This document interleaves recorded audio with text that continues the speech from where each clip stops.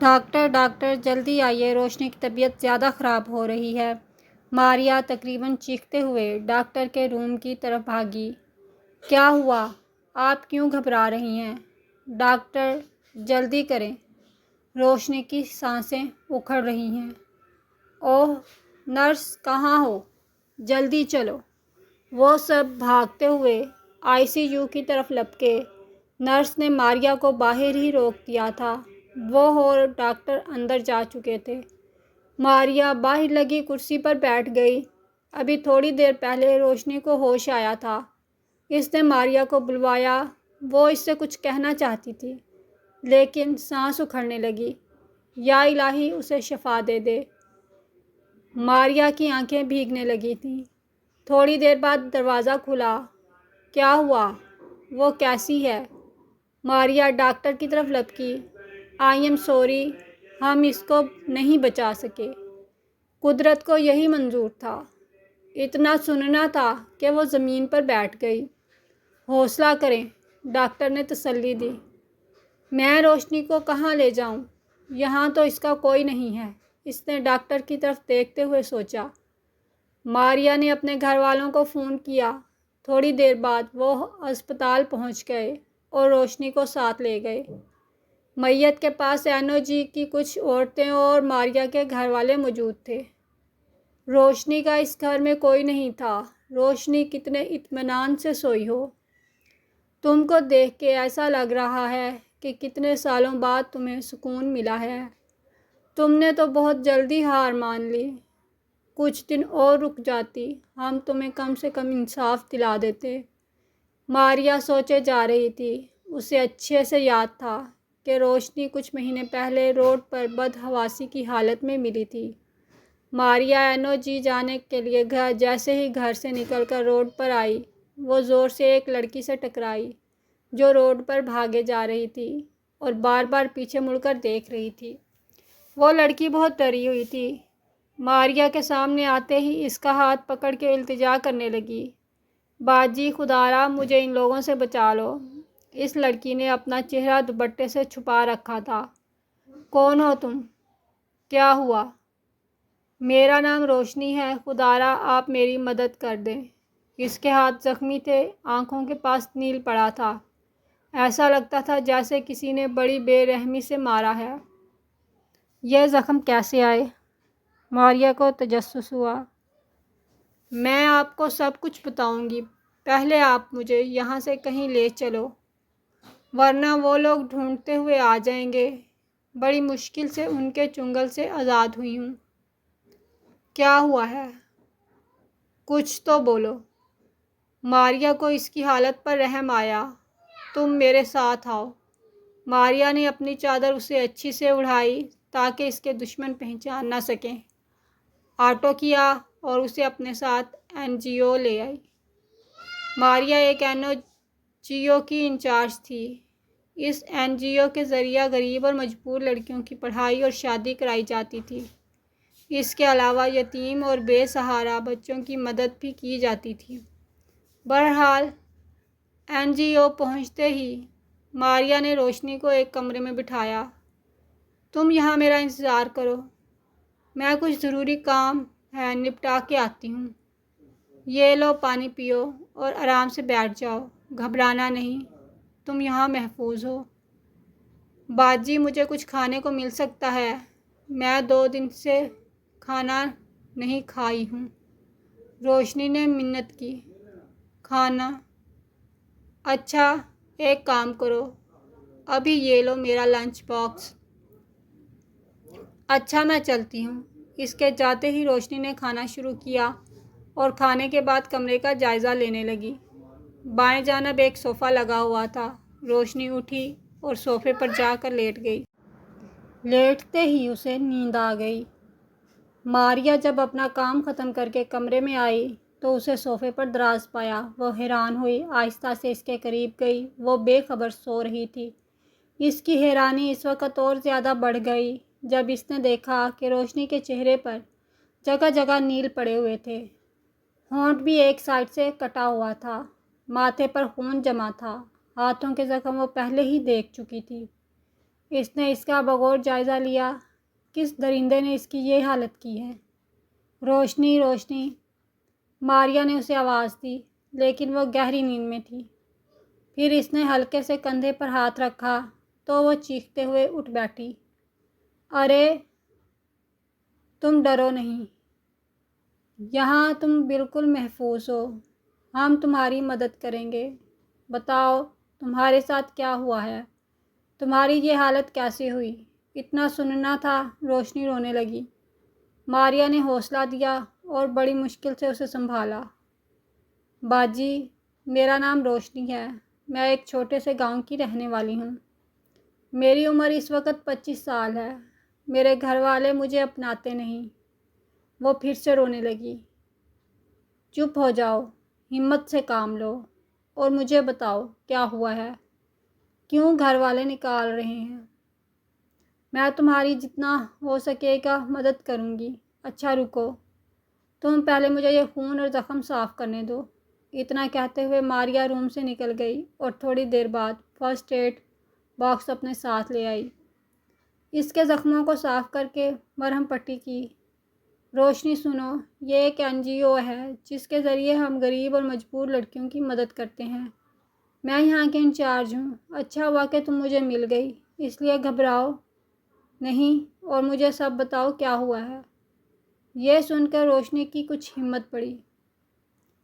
پھر اس نے بولنا شروع کیا۔ میری اس حالت کے ذمہ دار میرے گھر والے اور میرے اپنے لوگ ہیں۔ میں ایک غریب گھر کی بیٹی ہوں۔ مجھ سے چھوٹے 7 بہن بھائی ہیں۔ ابا بازار میں پھل اور سبزیاں بیچتے تھے۔ اماں سلائی کڑھائی کرتی تھیں، جس سے گھر کا خرچ بہت مشکل سے نکلتا تھا۔ میں اور میرے 2 بھائی سرکاری اسکول میں پڑھتے تھے، باقی ابھی چھوٹے تھے۔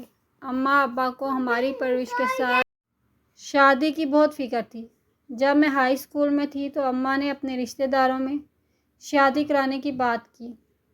میرے دور کے رشتہ میں ایک ماموں ہیں جو گاؤں سے دور کسی بڑے شہر میں نوکری کرتے تھے۔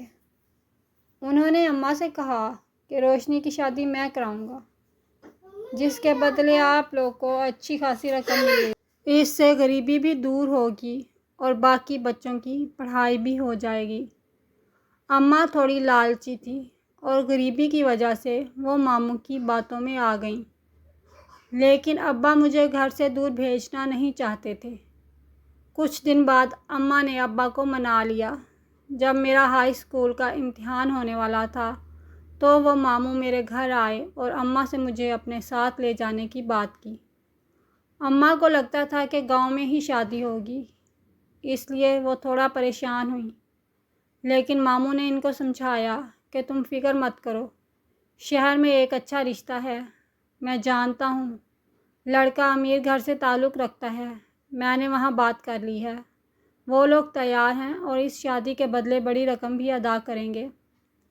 لڑکا عمر میں تھوڑا بڑا ہے تو کیا ہوا، اتنی بڑی رقم بھی تو مل رہی اور آگے بھی روشنی مدد کرتی رہے گی، جس سے آپ لوگوں کی غریبی دور ہو جائے گی۔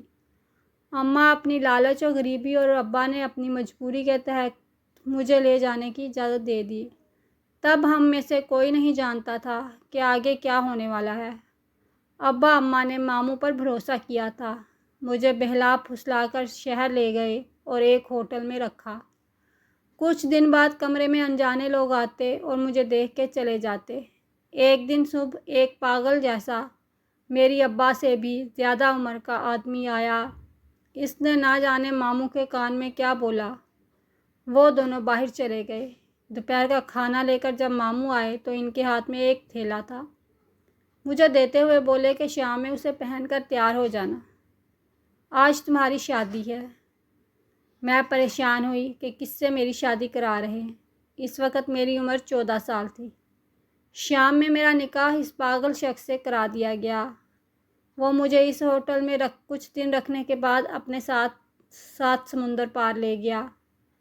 وہاں بھی اس نے مجھے ہوٹل میں رکھا تھا، پاگلوں جیسا سلوک کرتا رہا، بہت مارتا تھا، اپنی ہوس پوری کرتا اور چلا جاتا۔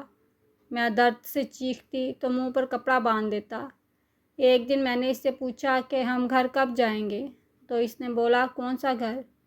تمہاری شادی مجھ سے معاہدے پر ہوئی ہے، اس شادی کے بدلے میں نے تمہارے گھر والوں کو بڑی رقم ادا کی ہے۔ میں جیسا چاہتا ہوں ویسا کروں، ورنہ بے موت ماری جاؤ گی۔ میں اس وقت کچھ سمجھ نہ پائی تھی، بس اتنا جان سکی تھی کہ مجھے خریدا گیا ہے۔ موت کے ڈر سے میں بہت ڈر گئی تھی۔ وہ مجھے روزانہ رات میں کوئی نشیلی دوا دیتا جس سے مجھ پر بے ہوشی طاری ہو جاتی۔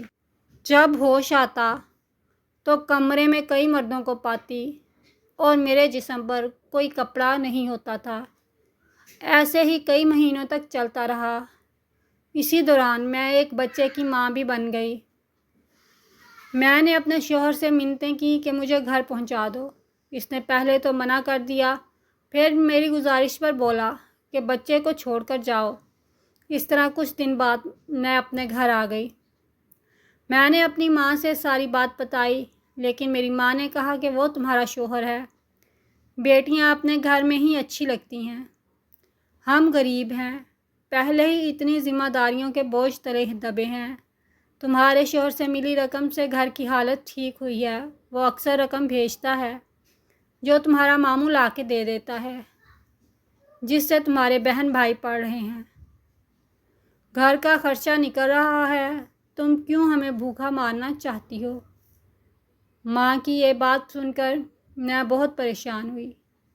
اب میں کیا کروں، کیونکہ میں اس جہنم جیسی زندگی سے دوبارہ نہیں جانا چاہتی تھی۔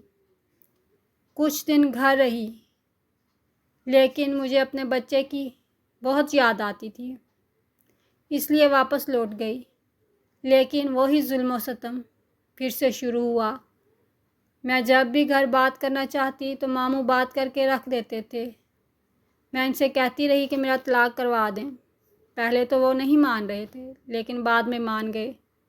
اس طرح پہلی شادی کو ابھی 1.5 سال بھی نہیں ہوا تھا کہ طلاق ہو گئی۔ عدت ختم ہونے تک مجھے ایک ہوٹل میں رکھا گیا۔ جیسے ہی عدت ختم ہوئی، ماموں نے میری دوسری شادی ایک اور بوڑھے سے کرا دی۔ یہ بھی شادی صرف ایک معاہدے پر ہوئی تھی۔ ایک ہفتہ بعد اس نے بھی طلاق دے دی۔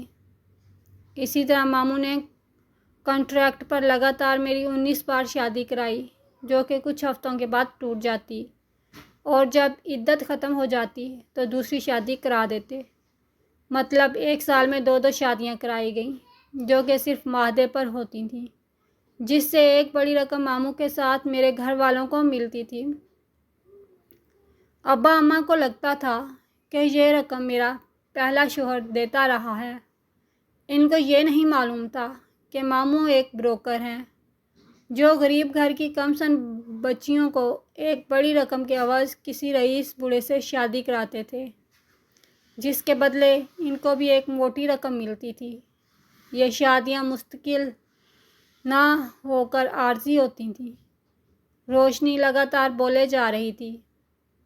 ماریا کو اس کی آپ بیتی سن کر دھچکا لگا۔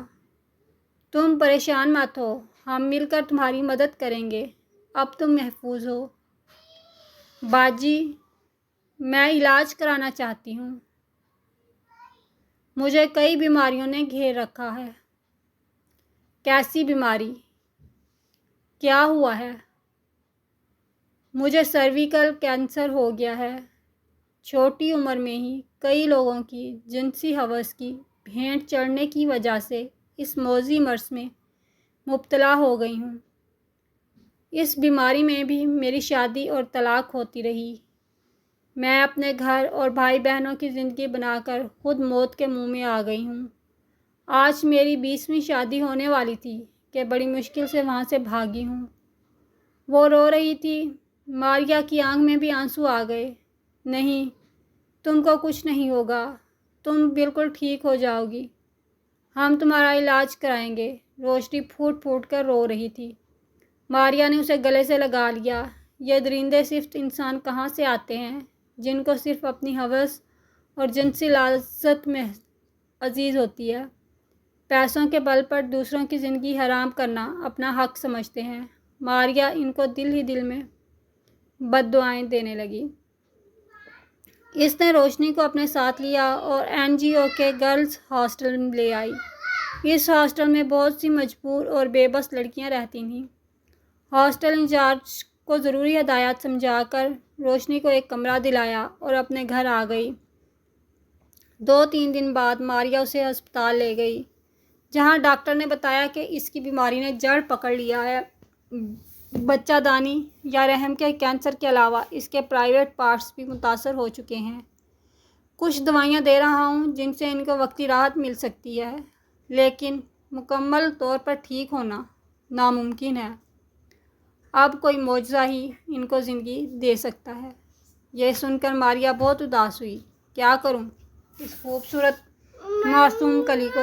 نہ جانے کتنے وحشی لوگوں نے مسل کل مرجھا دیا اور اب وہ زندگی و موت سے لڑ رہی ہے۔ حیوانیت اتنی کہ اس حالت میں بھی اس کی شادی کرانے جا رہے تھے۔ یا اللہ! ماریا نے گہری سانس لی اور دوائیاں لینے کے بعد روشنی کو لے کر ہاسٹل آ گئی۔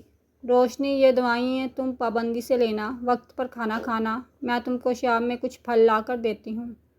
تم سے ملنے آتی رہوں گی، تم کو یہاں کوئی پریشانی نہیں ہوگی۔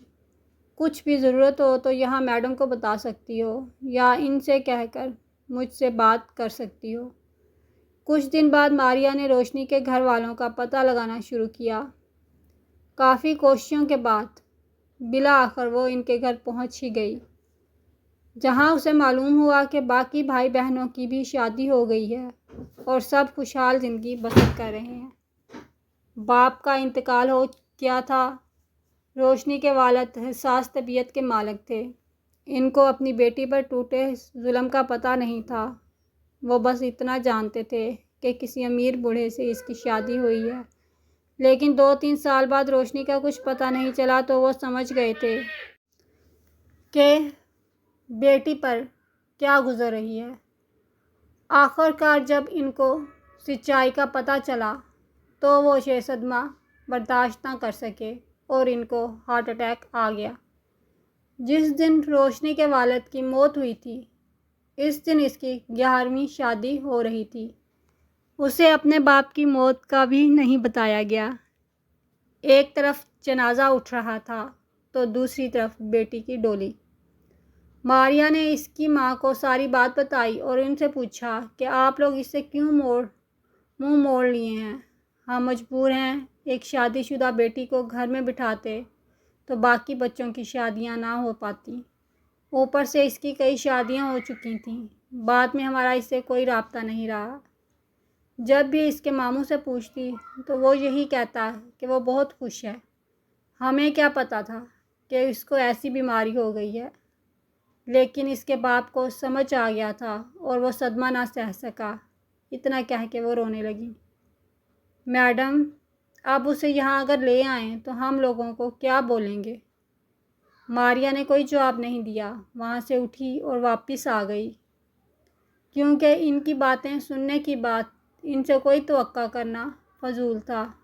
بچ جائے گی، لیکن جو بیچ میں پڑھ کر شادی کرواتے ہیں وہ تو چند پیسوں کے لیے لڑکی کا سودا کر دیتے ہیں، اور یہ شادی بھی عارضی ہوتی ہے۔